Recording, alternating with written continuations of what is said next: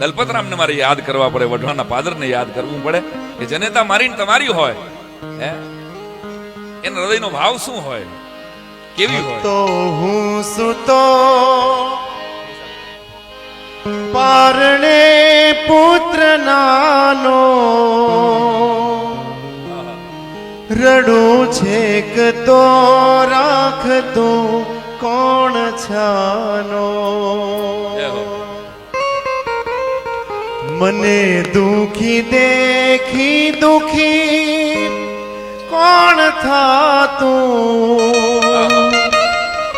મહાહેતવાળી દયાળી જમાતું. સુકામાં સુવાડી ભીને પોઢી પોતે, પીડા પામું પંડે તજે સ્વાદ તો તે.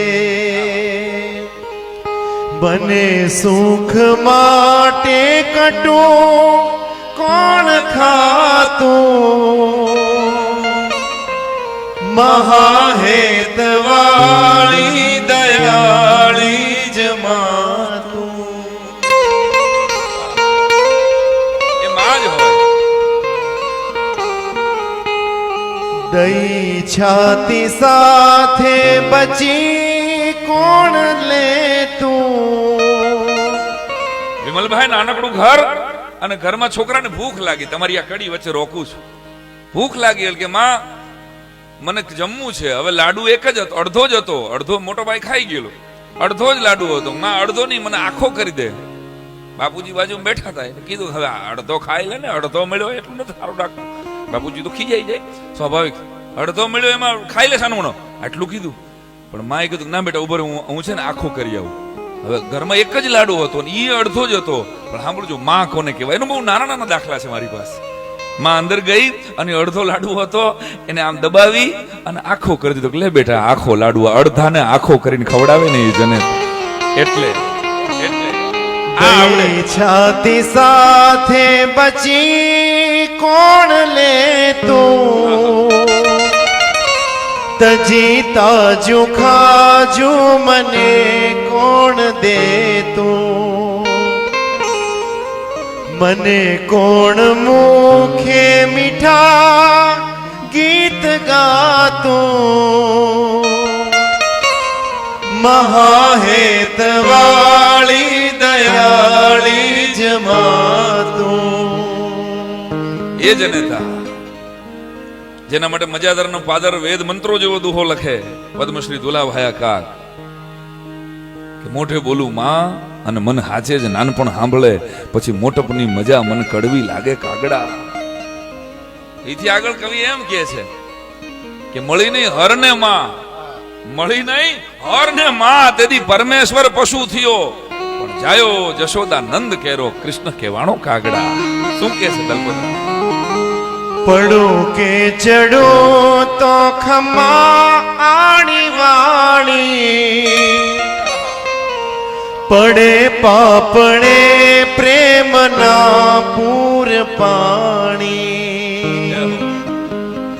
પડું કે ચડું તો ખમા આણી વાણી, પડે પાપડે પ્રેમના પૂર પાણી. પછી કોણ પોતા તણા દૂધ પાતું,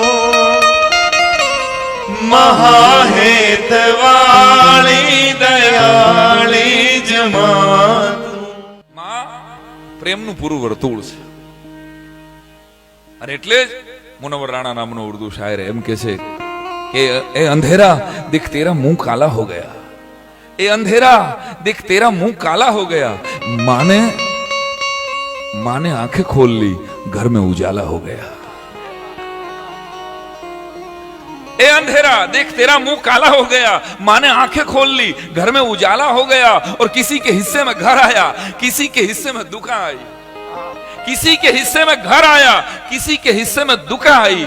मैं घर में सबसे छोटा था, मेरे हिस्से में माँ आई। मैं घर में सबसे छोटा, और इस तरह से वो मेरे गुनाहों को धो देती है। हम लोग जो दरेक ना घर में पोतानी माँ माटेनो अनुभव है। इस तरह से वो मेरे गुनाहों को धो देती है। माँ जब बहुत गुस्सा होती है तब रो देती है। और माँ की जली हुई रोटियों पर बहुत शोर मचाया तुमने। आ शेर આજના યુવાનોને કામ લાગે એવું સમજવા જો। माँ की जली हुई रोटियों पर बहुत शोर मचाया तुमने। दो शब्द माँ की जली हुई उंगलियों पर भी बोल देते हैं। અને કેટલાક હરામખોરો માને હાચવી નથી હકતા, અને એવી રજળતી જનતાઓને અમે પણ જોઈ છે, તમે પણ જોઈ હશે। એના માટેનો આ શેર આય હાય। बंटवारे की महफिल में छा गया सन्नाटा। बंटवारे की महफिल में छा गया सन्नाटा, जब मां ने उठकर पूछा कि मैं किसके हिस्से में आई। जब मां ने उठकर पूछा मैं किसके हिस्से में आई।